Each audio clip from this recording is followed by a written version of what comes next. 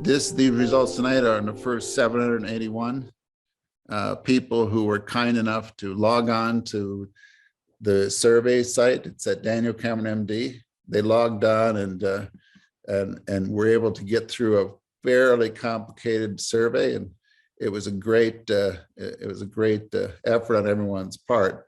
Now, there's so many more people that are welcome to keep taking the survey. I'm already over 1,000 right now who've taken the survey, but I'm going to begin sharing the results. But it's a lot more fun to share results if I have a colleague to share them with. So this is Dr. Richard Horowitz, who I've known for years, is very active in the Lyme community, and he gets to help discuss what do I have, what can I learn, and what do I do next, and how to start looking for more people to fill out the survey. So thank you, Richard, for joining me. No, my pleasure, Dan. Thanks for inviting me.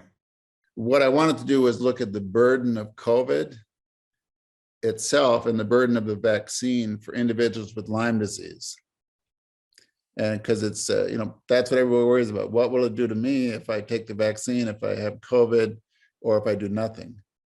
So of the 782 that were recipients, there were, so that, the average age is 52, but they were from age 13 all to 81. So there were quite a few children already, not about 21, 22 children. So mostly were women and white, but that has more to do with who fills out surveys than anything else. And quite a few had tick bites and rashes. So if I look at the key questions, what happens if I have a COVID infection? What happens if I get a vaccine? Or what happens if I get infection and a vaccine? So that 27% of those actually had COVID. And so I was impressed how many people who are already affected by COVID who are filling out this survey. And so what can we learn from that group who were kind enough to share their experience? So, I was looking at it in different ways. And one of the ways to look at it is using this study by Fallon and Alcott. In a study by Fallon and Alcott, they were able to look at the burden of illness, the burden of symptoms, and they looked at like 4 different areas. So that areas that were mostly affected is the pain and fatigue, neuropsych symptoms, but there are also plenty of neurologic and viral-like symptoms. And so this gives you an idea of how to break down the 30 questions that people had to answer. Like, do you have fatigue? Is it affecting your function? Do you get tired earlier? Is it affecting your sleep? And that kind of group, those who had COVID, the score was 0 to 4, 4 being the worst, absolute worst, and 0 is nothing. So therefore, average of 2 is still a substantial amount of pain and fatigue. But what on this particular slide, if you look at it, you can see that that the worst group on all of the areas was the those who had COVID. So you see, just visually, without doing any fancy statistics, there you could see that. Oops, I'll go back to one. Without any fancy statistics, you see that that having COVID was important to those patients. I guess I'm sorry if I'm clicking around. I'm just trying to figure out how to do it. Okay, so then if you get to the next slide, is that besides looking at just the symptoms you have, they also looked at this, if you added up 4 points for each of the 30 questions, 4 times 30 is 120. So people with 120 means they were severe on everything. People who had 0 had nothing wrong. So if you look at this one, that the controls that Dr. Fallon and Alcott and others enrolled, their score was 30. The score was 6 if they were controls, that is, they're healthy. If they had a rash, often people are sick at the time of the rash, they had 24. And then there's something called post-treatment Lyme disease syndrome. I usually refer to that as chronic Lyme. I don't like post-treatment Lyme disease syndrome because it seems to be reflective of describing the symptoms. I always worry about a persistent infection, but at least that group, their average score is 42. The traumatic brain is 32 and depressed is 42. So being in the 40s are the worst group that they found using this questionnaire. So if one looks at the next page here, is that there were some people who had 0 to 19 score, and then some people were severe at everything, 3.1%. Some people at 80 to 99. And so I think that if you look at the score, there was quite a range of scores that people had that went into the study and into the survey. So I wanted to show you what actually happens if I go to those who have COVID and those who don't have COVID. So you see those who had COVID on the far right, you see it's 3.8 versus 2.8. So if you had COVID, there were more people that had big scores, 80 to 99, which is still pretty high. It's higher than the average for post-treatment Lyme disease syndrome. Again, COVID was, there are more people in that category, more people in the 60 to 79 category. So you get the point that the main issue is that whether you look at clinical symptoms or you looked at this questionnaire, you ended up with, it wasn't a good idea to have COVID, and they seemed worse. So therefore, with this particular slide, I wanted to show you that there were some conclusions. And so I wanted to bring in Richard for a second, because these are what conclusions I could come up with right now. No, I mean, it absolutely makes sense, Dan. And if you think about our patients over the years that have gotten, influenza, or they pick up another viral infection, or they reactivate, they usually will tell us that their neurological, their psychiatric symptoms, fatigue, muscle pain, et cetera, all get worse. So, the hypothesis, and I'll talk about this later, but infection and immune dysfunction causes inflammation. So whether the infection is you're getting a virus from COVID, or you're getting a virus from herpes zoster, influenza, or another infection, another tick-borne infection, once you start increasing the inflammation in the body, all of those symptoms of that chronic fatiguing, musculoskeletal, neuropsychiatric, it all gets worse. Yeah, so on this particular slide, that score, they were 47 on average if you had COVID, and 42 on average if you didn't have COVID. So that's statistically significant, but visually you can see it was worse to have COVID. The top headline, though, is that people with Lyme are sick, whether they have COVID or not. It's just that in this study, they just happen to be even sicker if they had taken and ran into COVID. And remember, there was like a good deal of participants who fill out the survey to have this. Now, I want to remind those who might have come in late that this is a discussion of where I get to share some of the first results, the earliest results from the survey. And the survey started in July. And that's why people always wonder what's going to happen if we get COVID. Well, they're worse than without, but it wasn't that good without. So if I go to the next page, is that I wanted to go into, well, what happens if I take the vaccine? It'll be similar type tables and charts, but this next section has to do with the vaccine. So you see, at the time of these 782 that were that were participants in the survey, 55% had already taken the vaccine, and 11% had at least signed up for it. But that left a fair amount of people were resistant or refusing to take vaccine. So the next couple slides have to do with, well, what if I take the vaccine? What happens? So if I look at, again, this picture that we have here, the people with the vaccine, that's yellow bars. So they had less pain, fatigue, less neuropsych, less neurologic, and less viral-like symptoms. So, lots of people were thinking, oh crap, I'm going to get worse. I'm going to get much worse. So they may have flare-ups. They may have had troubles and problems, but at least if you look at this burden of symptom scale that Fallon and colleagues produced, is that they actually had better scores. And if you look at this GSQ scores, this that you see that there's a group that's 100 to 120, which means they're severe in almost every symptom from neuropsych. They had less people with 100 to 120 range, 80 to 99 range. So you can see that almost in every category of the high scores, they had either the same or lower scores.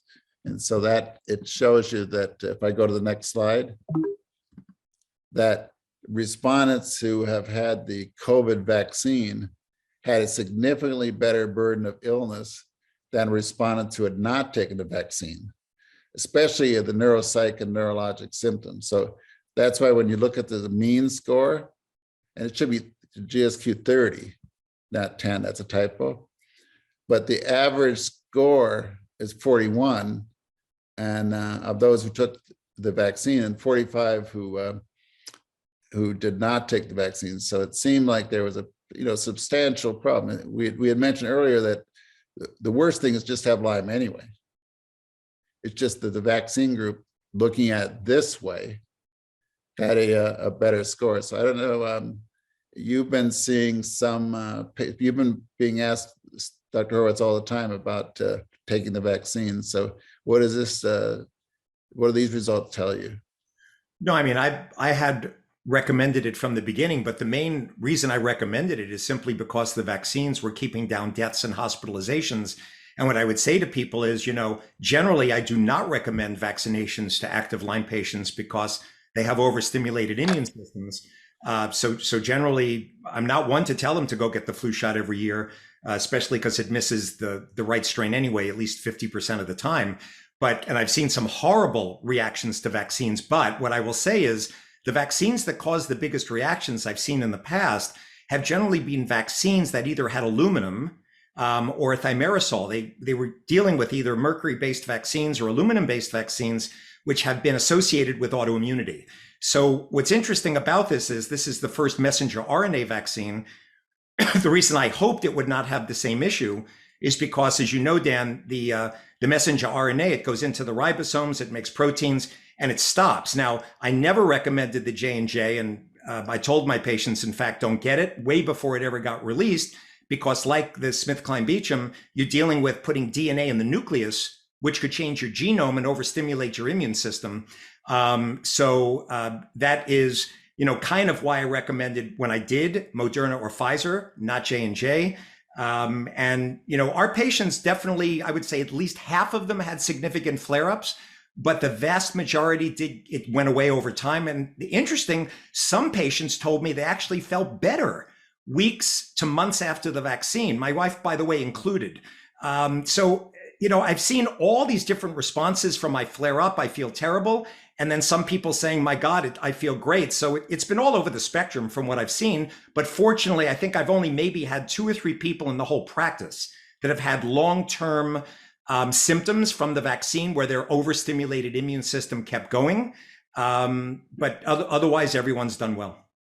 Yeah. So, my experience is, when people ask me all the time, I always say as a doctor, the risk of hospitalization, the risk of being on a respirator is so important to me that's why the vaccine is of interest. And also, I'm so used to working with flare-ups that I tend to find that I could take a flare-up, but I can't do anything about someone that's in the hospital. So, but this survey allowed me to go a little further into this whole concept of what happens in the vaccine. So the next couple of slides will be able to explore this topic. Now, those of you who haven't filled out this survey, it's going to be helpful to encourage others to take this survey. But there's one more question I want to ask is what happens if you get COVID and take the vaccine. So that means it's, if you look at, this is a busy slide, but if you look at the blue bar,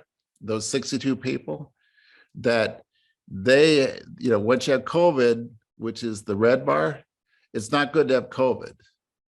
But having COVID and having the vaccine, then they had more pain, fatigue, more neuropsych, more neurologic, and more viral. And so that opens up this question of, the whole issue of the immune response to COVID. Then you have the immune response to the vaccine is that I need to get more people to fill out the survey and look a little further than just these 62 people to see, is it truly complicated to have a double whammy, COVID and the vaccine?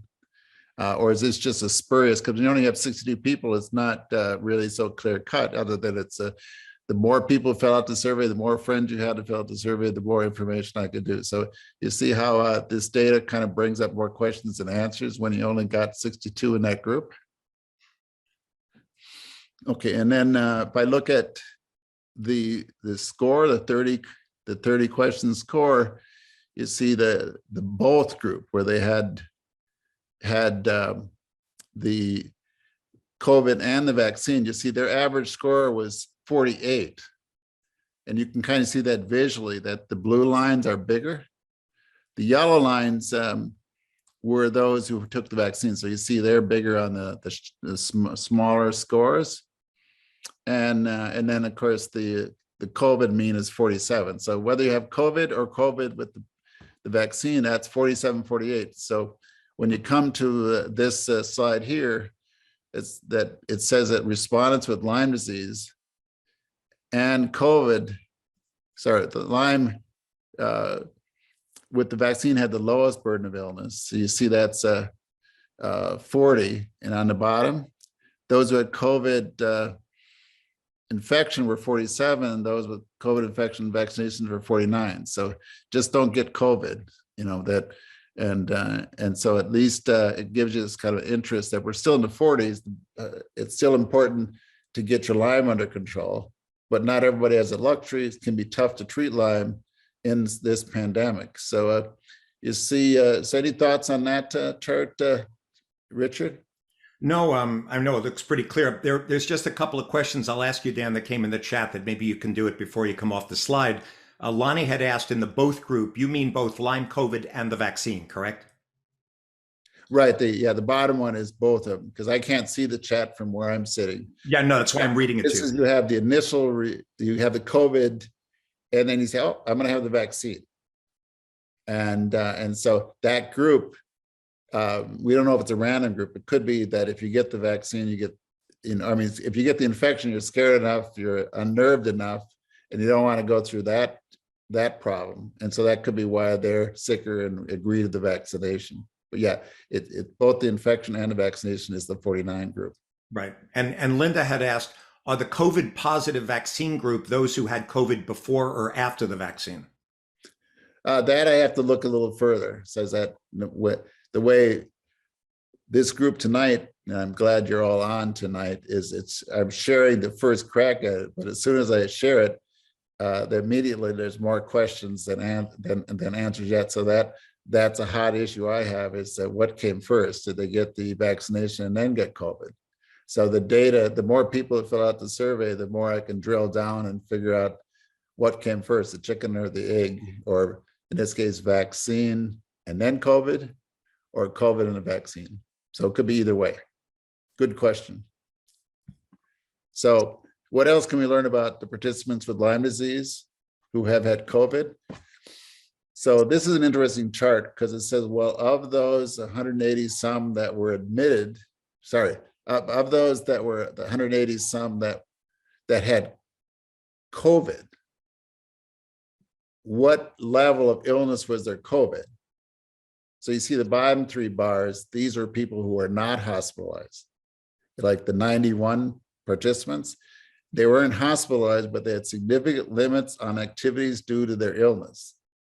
And you see the 20 on the bottom, they weren't hospitalized and they just carried out as normal. So it's not like everybody's got in trouble. But what's disturbing on this is you see the top 12 people were in the hospital. So can you imagine having a Lyme, you're in a hospital, you're sick, and then you get COVID.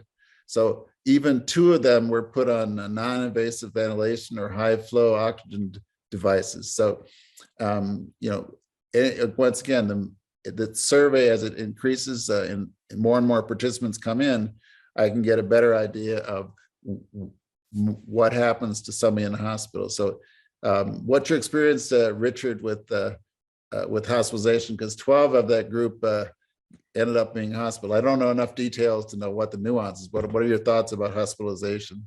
Yeah, so in my group, and I have just a couple of slides I'll share after, we had in the last 2 years, I figured it out, 2 patients out of, I think it's about 1,300 active patients. So ours, we only had 2 people in the hospital in 2 years.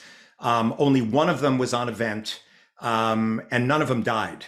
Now, the reason I want my patients, Dan, to take your questionnaire is I want to find out how many of them were actually compliant with the nutritional regimen that I'm going to talk about after you're done with these slides. We're about to start a randomized trial at the University of California, Irvine on long haulers, looking at MSID's map and abnormalities and glutathione deficiency. But what's difficult to know, of course, is it's 1,300 patients. How many of them really took it? I think my patients did extremely well. We've not had one death. Am I lucky? Maybe. Is it because of what I'll share in a bit? 12 patients out of 800. That's actually not all that bad considering the numbers that have been hospitalized of people with chronic diseases. Yeah, one thing is if they died, they wouldn't be able to fill out the survey. So when they talk about limitations of the survey, good point. So that's why it's a little jaded. Or if you're still in the hospital, you won't be able to fill out. You might not have access to internet to fill out my survey. So, so that's why anybody that's that sick, it would be helpful to have them participate. So it's this survey can only grow. Now, when I was talking to Richard, he's working on what's going on with trying to prevent troubles with if you get COVID. So he's going to be kind enough to give me a few questions that I could add to the survey. So those in the future can tell us a little bit more about the various protocols they're taking. So anyway, let's go to the next slide. This one is, I asked the question, how severe was your acute COVID infection? So this is not quantitative, it's not like a number I can put, but nearly 20% said, oh yeah, that was severe. But that's pretty logical. There's an awful lot of patients in my practice said it was moderate to severe. I was surprised it was only 20%. But this is just a subjective, but it's still worth of interest. And then if I go to, were you chronically sick from your COVID illness? Because, well, they're chronically sick from Lyme anyway. But this is, are you chronically sick from your COVID illness, probably on top of their Lyme? But, I have to drill down a little more. But you see how many were chronically sick? 12 and 23. But at the time they filled out the survey, it was some of them had already cleared their chronic COVID. So they still have 23% who still were sick and felt they were sick from their COVID. So I did it.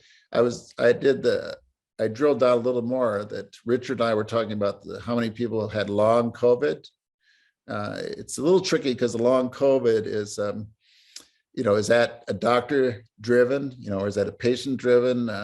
It's always hard to know how people get these diagnoses, but nearly 20% said, oh, I have long COVID.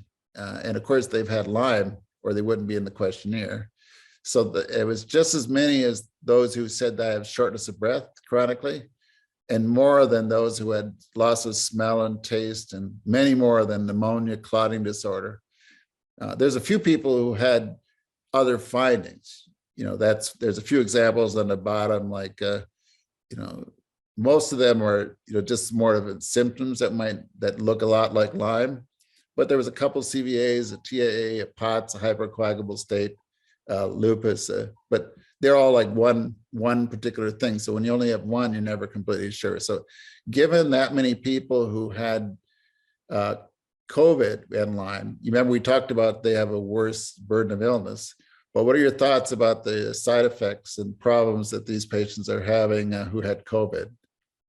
It's a pretty classic. I'm going to go through them actually on a few slides also. Yeah, I mean, it's pretty classic. The stuff that shows up under long COVID, you don't really see. Most of it's, fatigue, post-exertional fatigue. Women have had some alopecia with hair loss.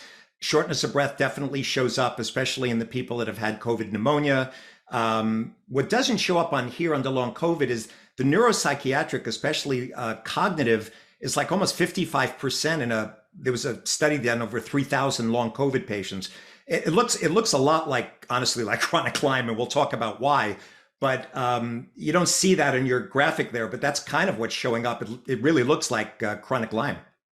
Right. That's where the further breakdown is. How do they arrive at the long COVID diagnosis, and how do you differentiate, and can you differentiate? And so if you hit long COVID, how do you know they don't have a persistent infection? Now, this first analysis doesn't look like, are they still being treated with antibiotics? That'll be interesting to break down that number.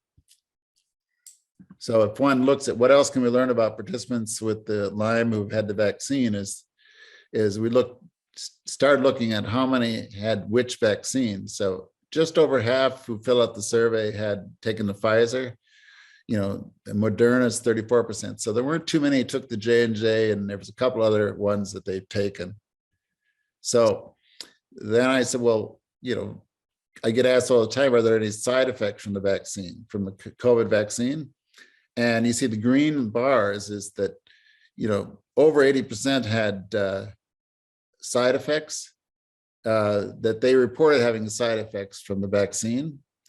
And if it looks at severe side effects, that's, in the neighborhood of 20% had severe side effects.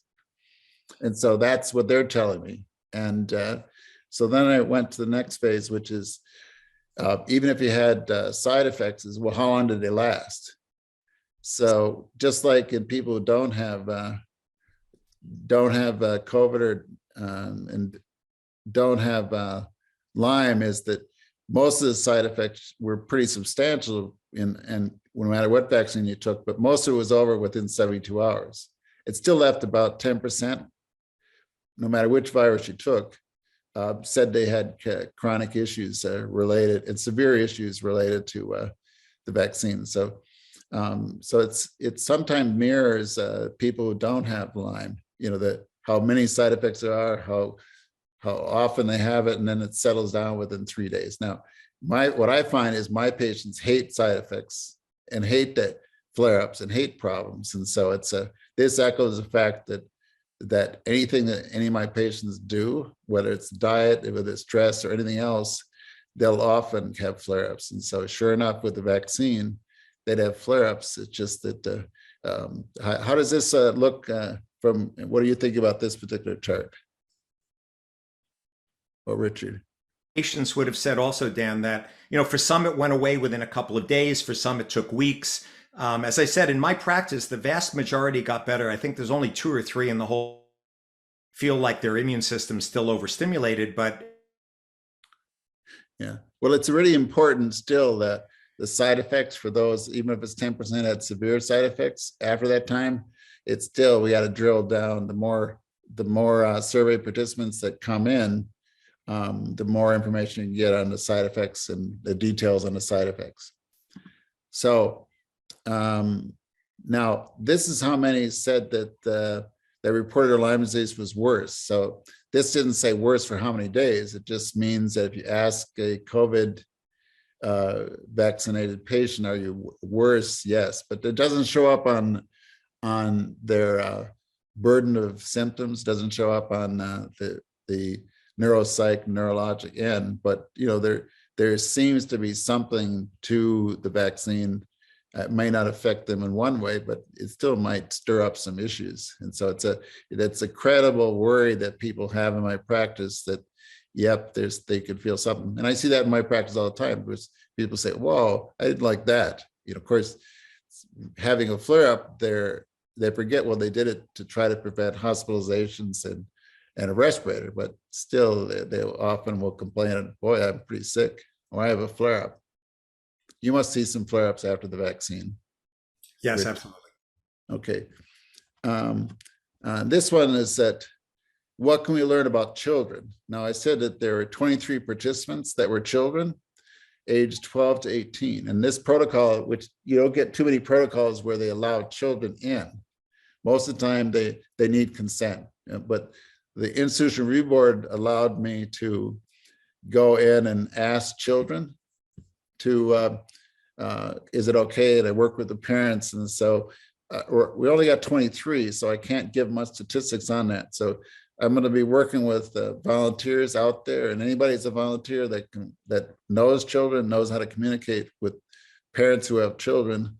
It should be fascinating to see what the 12 to 18 group's experiences with COVID and what their experiences with the vaccine. And if all goes well in the future, I can start exploring under 12. But for now, I just want to encourage you that if you have a child, fill out that survey. It tells me those what's happened to your child. Share those results, and I would most appreciate it. Now, what can we learn from participants who are hesitant? So these are people that refuse to take the vaccine or resist. Now, resistant group tends to be on the fence a little. So most research shows that they are looking at the data thoughtfully, trying to decide if they should do it or not do it. Because Richard, you must have some people that are on the fence trying to decide if they should take the vaccine or not take the vaccine. I think at this point in time, most of my patients have either decided they're taking it or they're not going to do it. I don't think anyone's sitting on the fence at this point. But the survey showed at least there's some. So, yeah. But people who are optimists tend to think that there's some hope for the resistant to take the vaccine.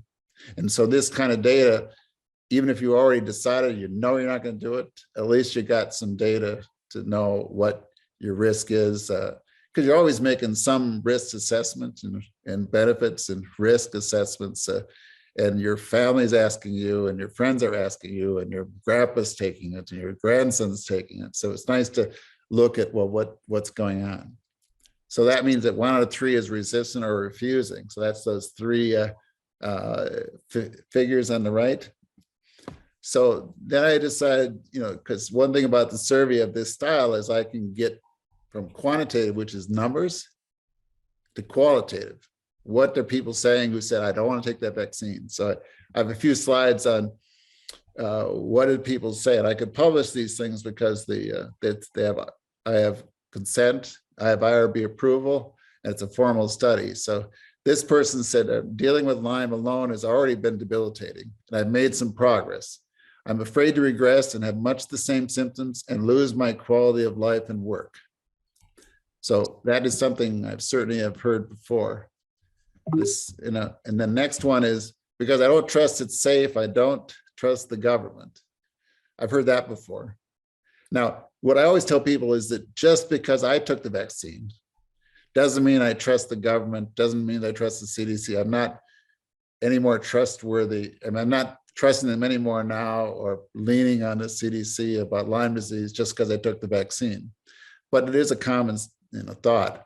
Or I do not need to. I have a plan in place that includes ivermectin, zinc, vitamin D, vitamin C, homeopathies, and herbs, better than a modified harmful ingredients. I had the natural vaccine. No proof the vaccine provides any protection than the virus itself. I'm afraid of the side effects. So I thought these comments are great in echoing what I see. I will not participate in any experimental drug trial that induces a cytokine storm. And that comes up because Lyme is induced and involves cytokines and chemokines. And now they may not be all the same cytokines and chemokines, but they overlap a bit. And then I've educated myself on the risk and alleged benefits and decide the risk for someone with mast cell, multiple chemical, POTS, Lyme, homozygous, MTFR with a history of vaccine outweigh the supported benefits. So this one is taking, there are certainly people like this that I see in my practice with multiple issues. And that particular person has said, well, they didn't put down risk of hospitalization from COVID or risk of death from COVID.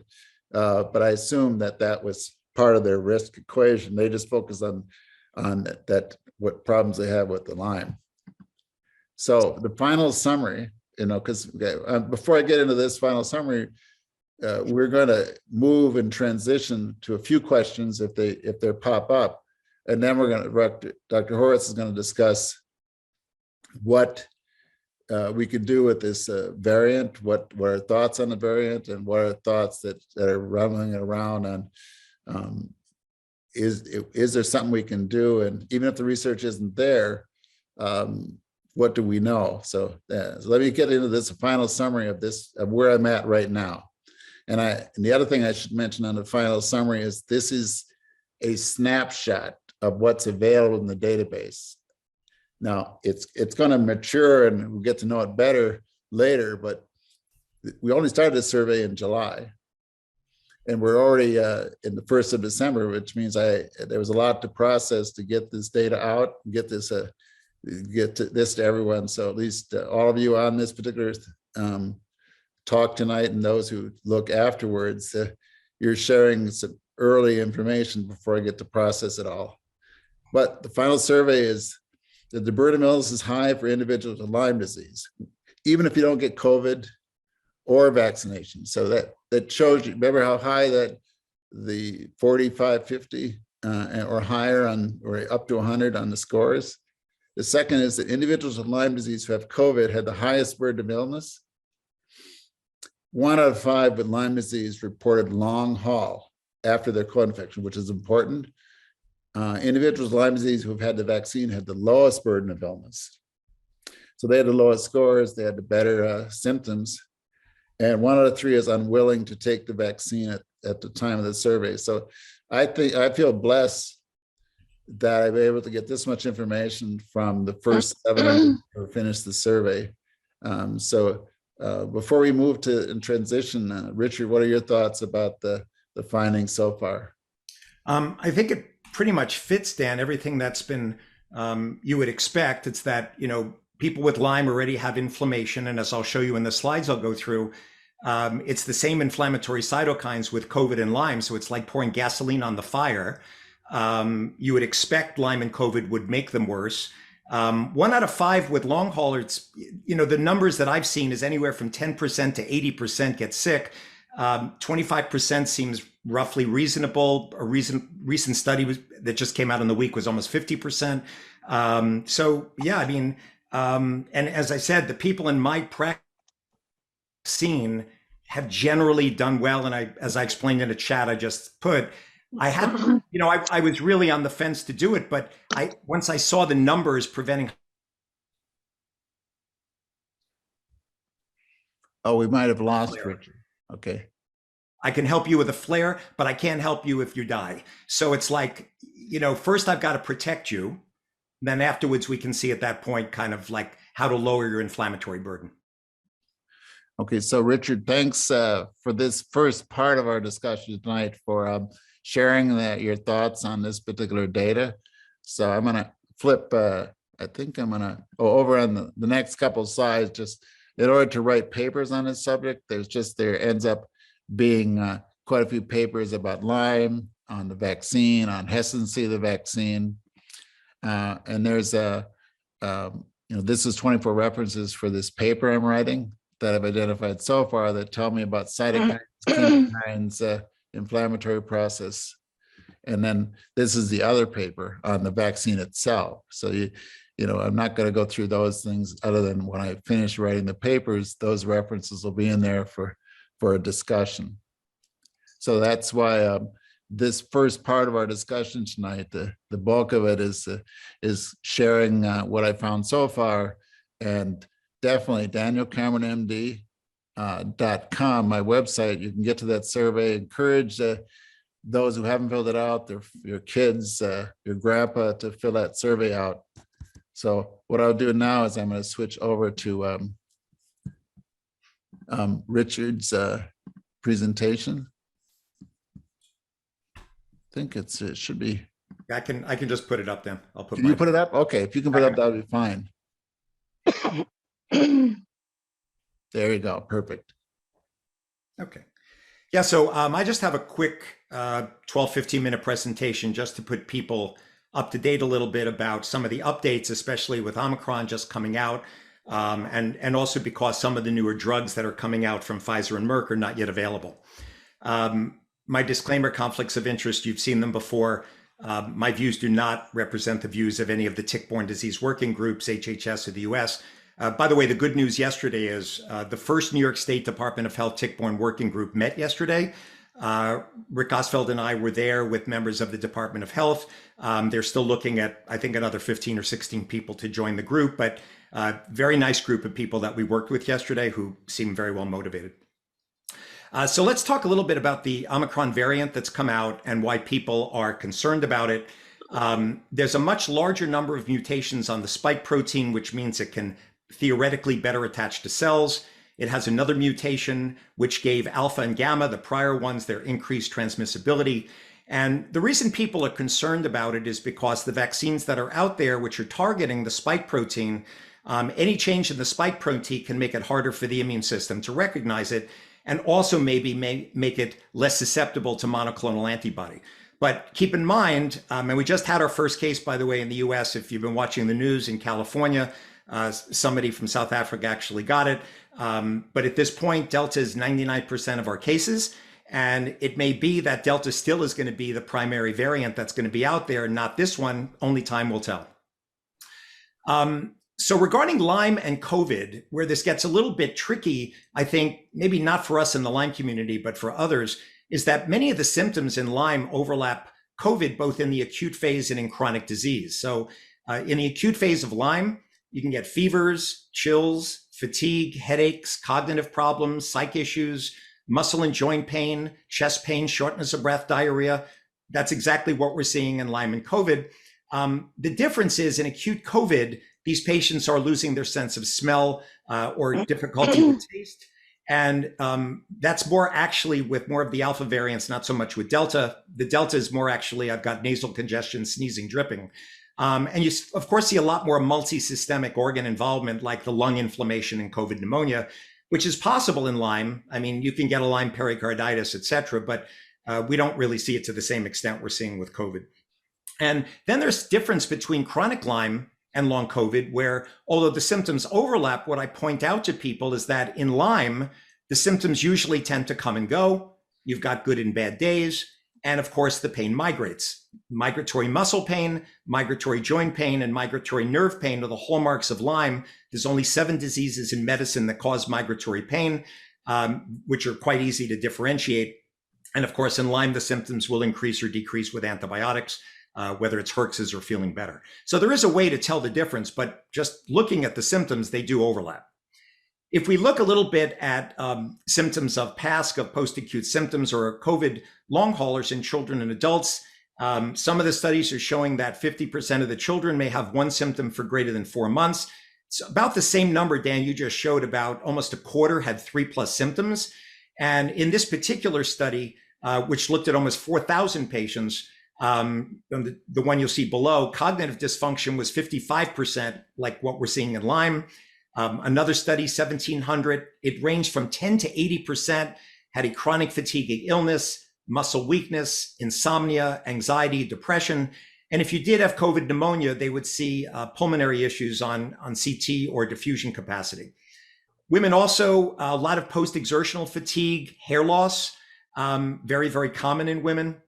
So again, little bit of a difference, but again, it's the same things we're seeing with Lyme and COVID. It's fatigue, it's cognitive issues, it's pain, very, very common.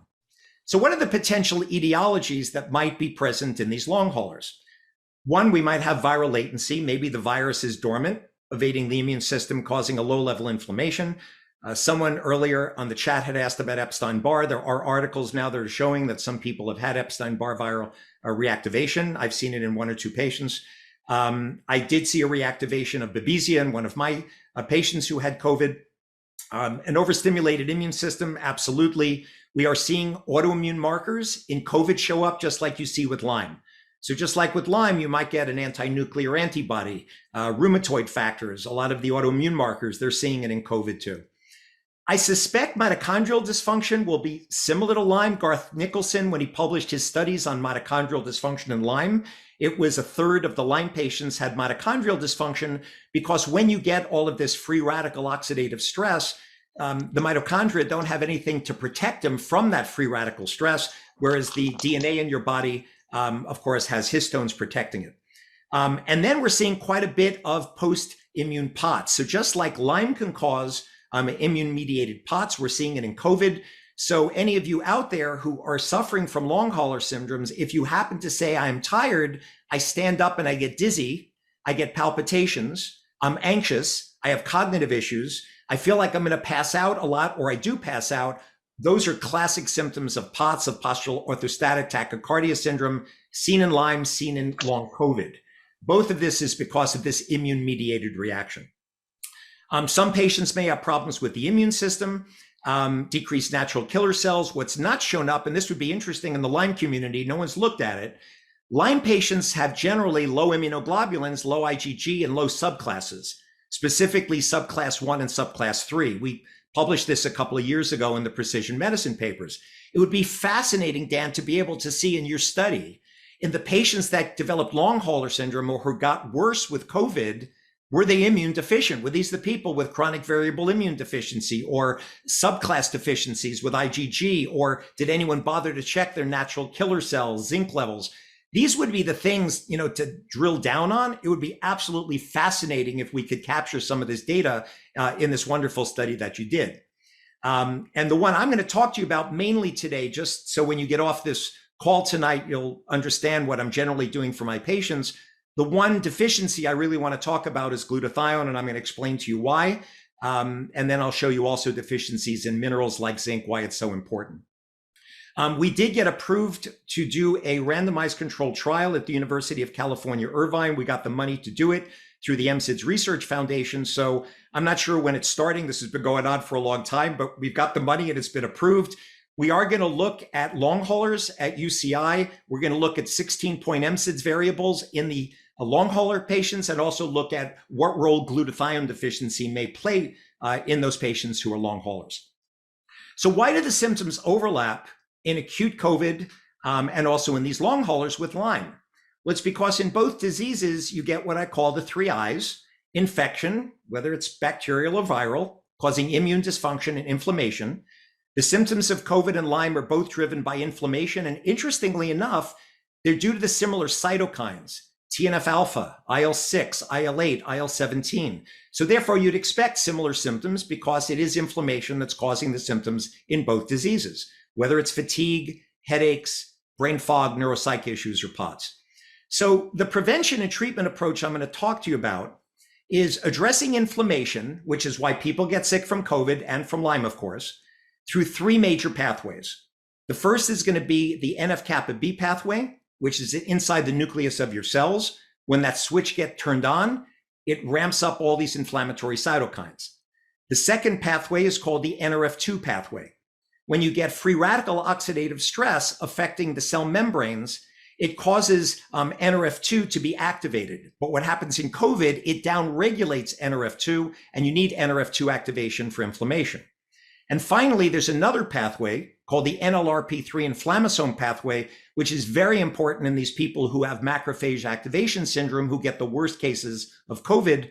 And then I'm going to talk to you about maybe other ways of blocking viral entry via the ACE2 receptors in the cells. And one of them, which is known, which I'll talk to you about, is thiol groups or sulfa groups, which is what NAC and glutathione is. But there were recently articles that were also looking at certain things like perarin, and we give research nutritionals histoquel that had a cytoquel and things in it. It showed that those also may have an effect on blocking the virus from entering ACE2 receptors. So we had published 2 papers back in 2020, one on the pathogenicity of COVID and what can possibly be done. Again, it's this uncontrolled systemic inflammatory response. Again, same cytokines and chemokines. Like in Lyme, we see CXCL9, CXCL10, CCL19, same things. We're seeing exactly the same immune effector cells, same inflammatory molecules. But the difference is with COVID, we're really getting a stronger cytokine storm syndrome, with some patients, of course, getting ARDS being the primary cause of death or from just inflammation throughout the body. The patients who are the sickest are the ones who get what's called macrophage activation syndrome. This is where your macrophages and natural killer cells get overly activated. They oversecrete IL-1 beta. They get a cytokine storm with IL-6, interferon gamma. But ultimately, it's oxidative stress and inflammation, which is underlying both acute and chronic illness, same in Lyme, same in COVID. But what's really interesting about the medical literature is way before COVID ever came around, they had published in the medical literature, they found deficiencies in red blood cell, serum, and glutathione in the lungs and the alveolar structures for viral pneumonia, bacterial pneumonia, and ARDS from free radical oxidative stress. So this is well known and published in the medical literature way before COVID ever came around. So glutathione is the body's first defense in the lower lining of your upper respiratory tract. So if you get tremendous amounts of oxidative stress, and you're someone that has chronic Lyme, and you've got a lot of inflammation, or you're exposed to a lot of environmental toxins, PCBs, dioxins, pesticides, heavy metals, you're going to use up your glutathione in your body. And then you get COVID, you don't have enough glutathione as your first line of defense, and your lungs are going to take a much larger hit. So they know that changes in glutathione concentration are considered central in the context of inflammatory lung disease. So this is again published in the medical literature way before COVID. So why would we consider giving glutathione? I take it, I've been taking it daily for years, and I've recommended all my patients take it. It increases innate and adaptive immunity. It confers protection on microbial, viral, and parasitic infections. And you need natural killer cells and T cells to fight the viruses. And glutathione has been shown, published in the literature, to increase the functional activity of these natural killer cells and T cells. It's usually intracellular, except in the lung tissue, where it neutralizes these reactive oxygen species. It acts as a mucolytic, so you can bring up mucus much more easily. And it actually makes a bronchodilator when it combines with nitric oxide. And they have shown that in the ICU, if you've got a patient with ARDS and you give them IV N-acetylcysteine, which is the precursor of glutathione, it increases oxygen delivery, helps lung compliance, and resolves pulmonary edema. So again, well published in the medical literature. So many of the researchers out there believe glutathione deficiency is of primary importance. And that's because of its roles as an antioxidant, anti-inflammatory, regulating cell processes, regulating immune responses. But the point I want to make, which is really important, the only way viruses can turn on the viral machinery and activate to cause more virus to be formed is they have to cause a pro-oxidant condition inside your cells. You need oxidative stress and pro-oxidant conditions. So if you give glutathione and NAC and alpha lipoic acid, what you're doing is you're blocking NF-kappa B, that first switch in the nucleus of these three pathways we're going to talk about, and therefore it's more difficult for the virus to be able to replicate. Now, the people who get the worst cases of COVID, we know, are aging adults. Well, what do we find in aging adults but low blood glutathione levels? And again, this was published, if you look at the date, back in 1992, where they showed in the reference group, they were 17% lower. Meaning, again, you get an infection like COVID, you don't have enough glutathione, your body most likely is going to have a much more difficult time. The other thing that's been interesting is they published low glutathione in ICU patients. So they found low reduced glutathione levels in the ICU with more oxidative stress and more copper, low zinc. And most of you who do functional medicine know that copper and zinc are on a seesaw, high copper, low zinc, and you need zinc also for macrophage function and for good immune function. So glutathione deficiency is found in many different diseases, again, published in the literature way before COVID. And these are the same diseases, by the way, which are the risk factors for COVID-19, type 2 diabetes, obesity, cardiovascular respiratory disease, and cancer.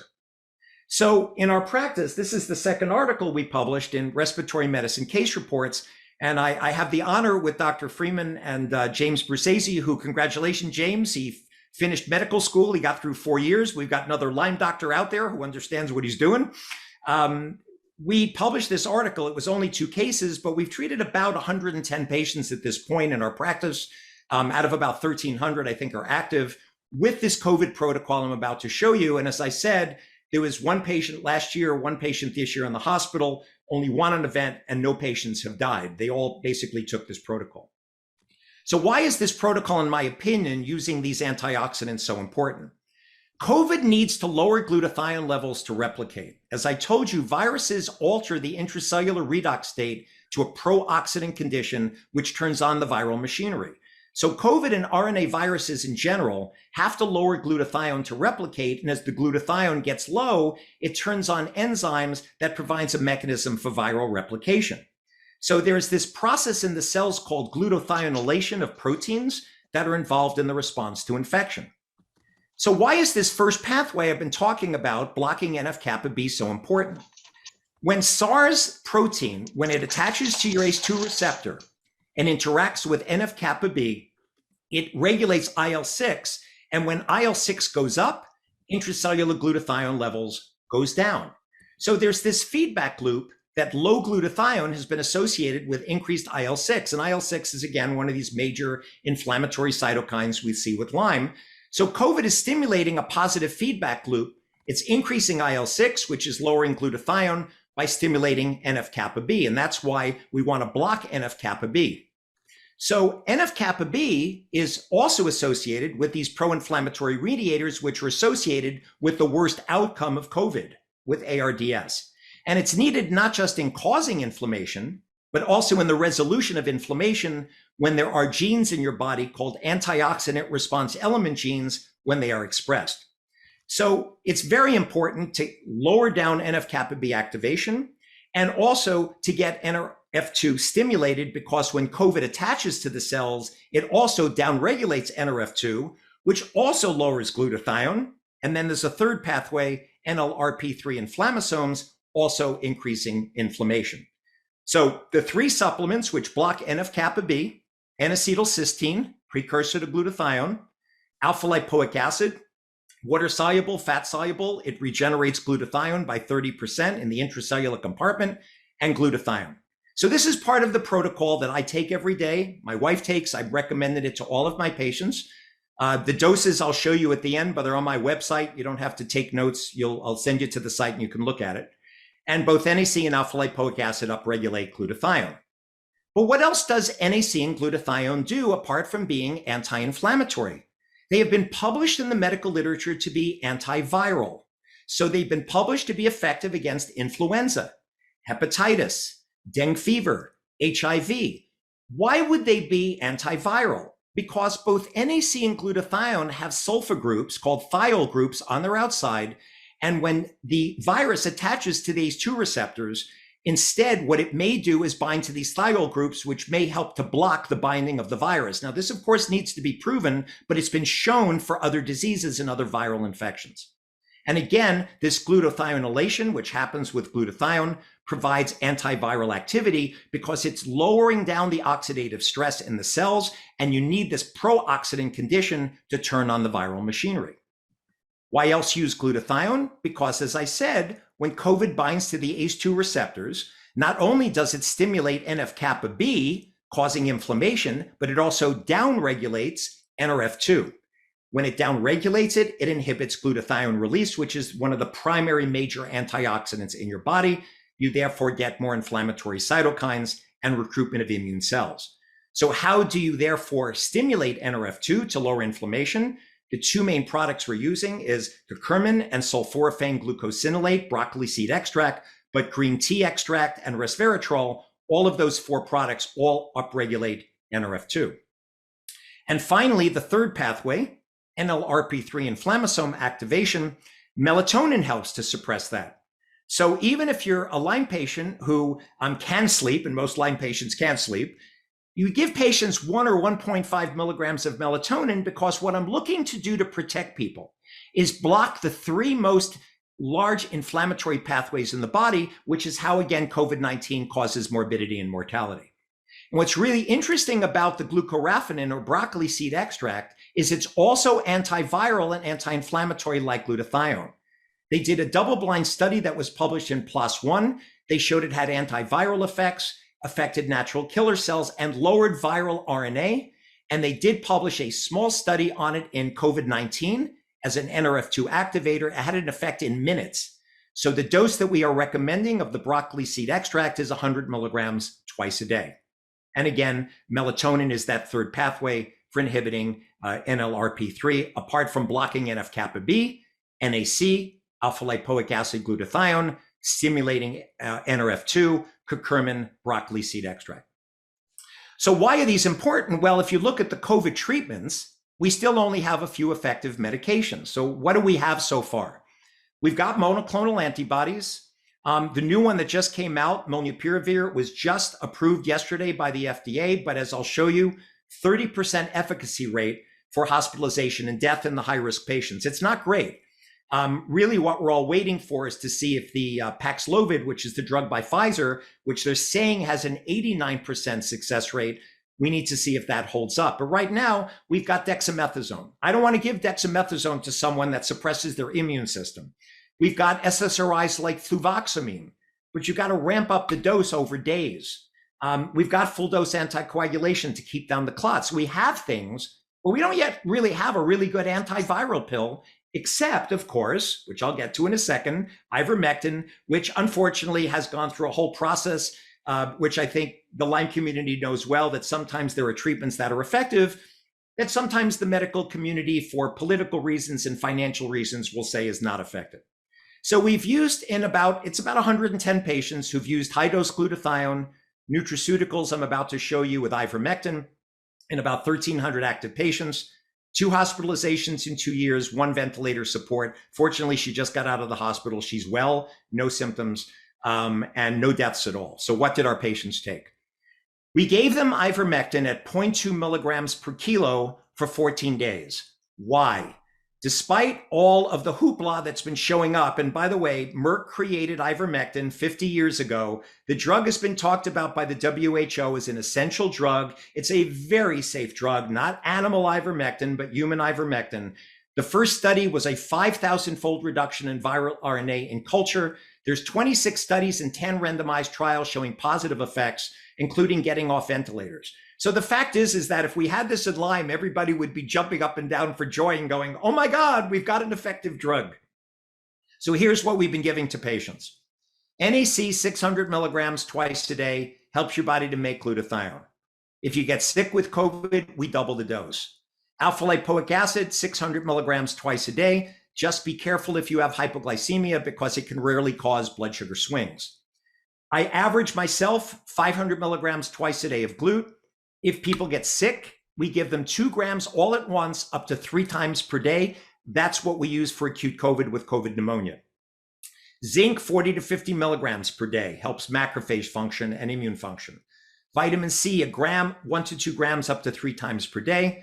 5,000 IUs of vitamin D. I tend to use K2D3, which has cardiovascular benefits. We either use transfer factors or 3,6-beta glucan to stimulate natural killer cells and T cells. We have checked natural killer cell function in our patients. Some of them are deficient. Some are zinc deficient. We use 1 gram of curcumin twice a day, and sulforaphane glucosinolate, broccoli extract, 100 milligrams twice a day. Again, great NRF2 activator. This is something I highly recommend for people. And by the way, it's the strongest phase 2 liver detoxifier you can get. So as thousands of chemicals get into your body from the environment, Oncoplexis is one of the brands, or sulforaphane glucosinolate, very strong. So get those phase 2 pathways to get rid of it, antioxidant. So really useful. And by the way, it also hits the P53 cancer genes to shut down possibly, and we don't know, of course, how preventative it is with cancer, but that's why I've been taking it for 20 years. If you want the protocol, it's all on cangetbetter.com. Just go on the website. That's my medical website. It's under the COVID tab. And you can also see the randomized controlled trial at the University of California, Irvine. So again, what's coming out new? We've got this Merck's molnupiravir for high-risk adults. It's only 30% effective for hospitalization and death, primarily from Delta, Mu, and Gamma variants. It's got to be given within the first 5 days. They say it's going to cost about $700. I don't know what's going to be covered by insurance or not. The way it's working is working on 2 proteins involved in the virus's replication. It may work on Omicron. Nobody knows at this point, but we're still months away before it's available. And Pfizer's Paxlovid, I think, is what everybody's really waiting for because it lowered the risk, at least in the early studies, by 89%. But until these are available, I'm using the protocol that I just showed you at our medical center. So please stay safe. Be careful with this new variant. For anyone who wants more information on Lyme and all the references I have on the Dapsone protocol. It's in my last book, How Can I Get Better? And please, if you've not looked at my new website, Starseed Revolution, it's about climate change. I did this for the kids coming in with climate grief years ago. And my wife, who personally doesn't find my sense of humor very funny after 25 years of marriage, said it was one of the funniest things she has read in a long period of time. So hopefully you'll see for yourself. So thank you for your attention. And now we'll take a few questions. Okay, thanks. Thanks, Richard.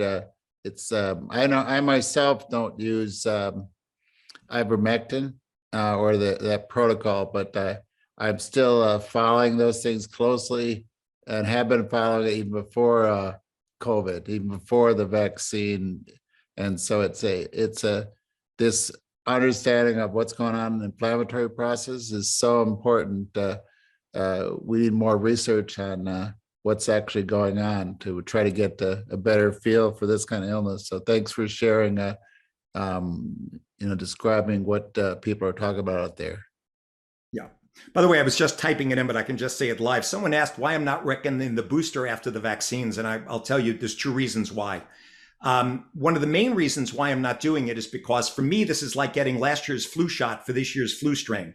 The virus is constantly evolving. We've got Delta, we've got Omicron. They're using the vaccine from the first variant. And there's loads of spike protein variations at this point that are going on. Personally, because of these flare-ups and because there's still unknowns about this, the Lyme community in general is a group that has an overstimulated immune system. These two vaccines, whether it's Pfizer or Moderna, have stopped deaths and hospitalization. Dan showed you in his study of 800 patients, they actually did better over time. So it's, again, what I've seen in my patient population. But I don't want to take a chance giving a booster that is not going to be effective against the new variants. We've got drugs that are coming out that may be effective. And quite truthfully, I would personally rather be on all of the nutritional supplements I just told you, which have antiviral and anti-inflammatory effects, may block the virus from attaching to the ACE2 receptor, and shuts down the viral machinery. The booster doesn't do that. The booster is only so that your immune system is supposed to recognize the variant. But why do they change the flu vaccine every year? Because there's viral migration of the proteins, but they didn't change it. They're giving you the same vaccine they gave you from a year and a half ago. It doesn't make any sense to me. You have memory T cells in your body that will reactivate if you get this. So personally, Lyme patients, if you have cancer, you're immune suppressed, please go get the vaccine booster. If you're not, I'm not giving it to my patients. I have other things that I can protect my patients with until Paxlovid or something else is available. Now, I've taken the booster, and I don't see, I haven't done any problem, thank God, but I've had some patients who have flare-ups, just like with the first, with the second. I'm not actually sure how quickly they're going to be able to pull together the new boosters anyway, but it's a good point and counterpoint on trying to figure out the right decision, how there's just not enough information. So all I know is that I'm staying tuned. I was mentioning from one of the comments, someone was starting to ask questions, because it's natural when you see a database, a survey like this, there's more questions than answers. So this is just the beginning. The more people that go to danielcameronmd.com, fill out the survey, that's great. But also this first crack at it raises so many questions, like what came first, that one of the questioners had was, did they have the COVID first? Did it have the vaccine first? And so the greater the number of participants, the more you can get into those questions. The second thing is that because a lot of things get distributed better if they're published in a journal. So I have 2 papers that I'm close to finishing to really deliver some of this information and compare it to the literature. So that's coming up. I'm all excited about that. So any other closing comments, Richard, before we close? No, in fact, I was just typing it in that someone was asking, though, if they got the booster to match either Delta or Omicron, would I tell people to take it? And the answer is yes, I probably would, just not the alpha variant with a virus that is already mutated. But again, I'd like to see safety studies. And the problem with the Lyme population, they're not like the regular medical population out there because they have overstimulated immune systems. So I will tell you, and I didn't mention it talk, we mentioned it, Dan, last time you and I talked, that I give 2 grams of glutathione within 15 to 30 minutes of getting the vaccine or boosters, with the idea that I'm trying to block NF-kappa B and shut down the inflammatory response so people don't get an overstimulated immune system. So if you do decide to get the booster, NAC, alpha lipoic acid, glut, the things I've talked about, at least they have a chance of trying to downregulate that overstimulated immune system. And if someone has difficulty tolerating glutathione, which is somebody just put that in the chat, there's a product called Continual G. It's glycine, Continual G. You can order it online. It's a precursor of glutathione that has a very good efficacy rate of increasing glutathione. They have some very good clinical studies.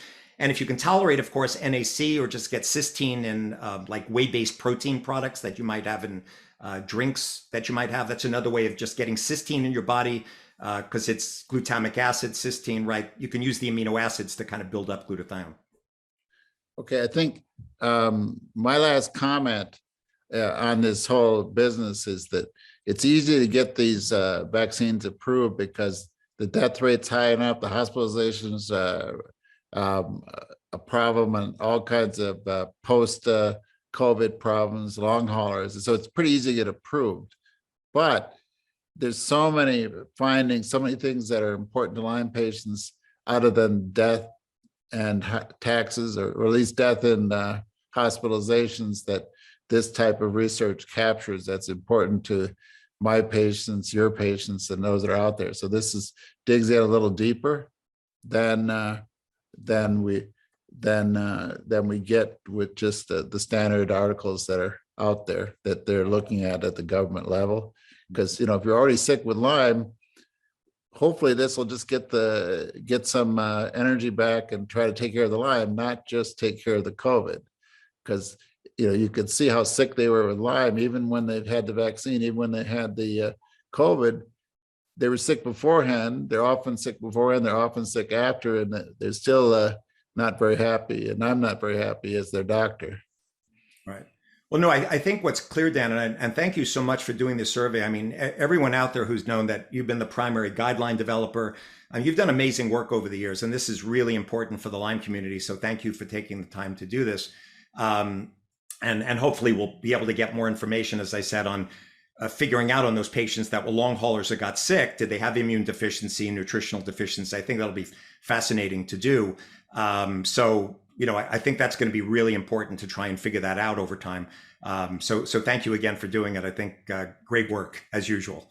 Thank you. And so I'm going to close now because we could go on all night as you and I have done in the past. So I'm going to close out and stop torturing everybody who's watching this because we made it an hour and 19 minutes. So anyway, thanks everyone for joining. I'm going to close out and we'll just have to stop there. So have a good evening. Okay. Good night, everybody. Good night.